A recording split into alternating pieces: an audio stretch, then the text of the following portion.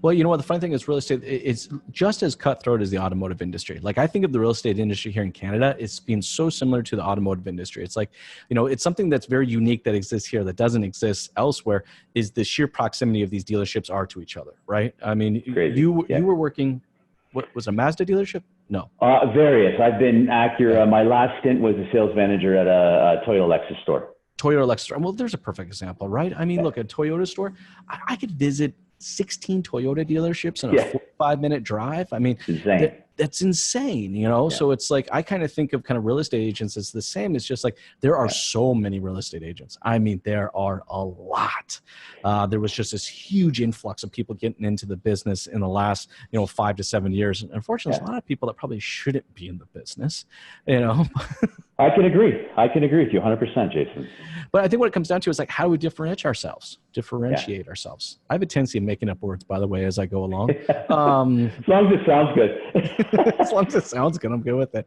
But no, it's like, it's equally as important to differentiate yourself as a real estate professional as an automotive professional. I think real estate salespeople in general have embraced more of that personal part than our counterparts in the automotive industry.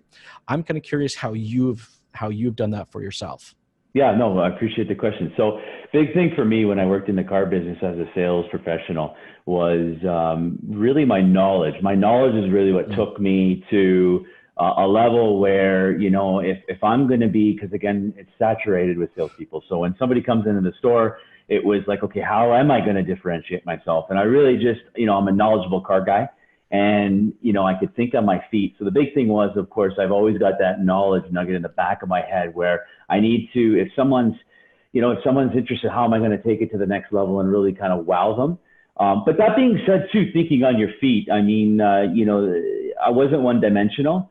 I was able to think on my feet. So if, an older, an 85-year-old lady came into the store, she didn't care about the, engine displacement and whatnot. It was really just, it was the seating and the convenience. So it was really being able to think on your feet.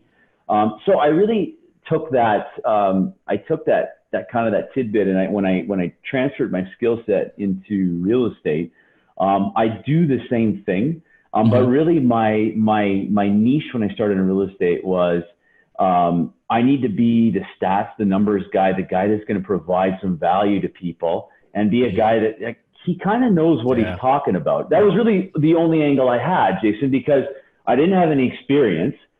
So it was like, okay, how can I say I'm the best real estate agent going? And I can't. So it was really like, okay, how am I going to provide that initial value? And it was really taking stats and building on that and putting that out in social to show people that, wow, this guy, he seems like a smart guy. Well, I could work with this guy. Right? You're showing that you're committed to your craft.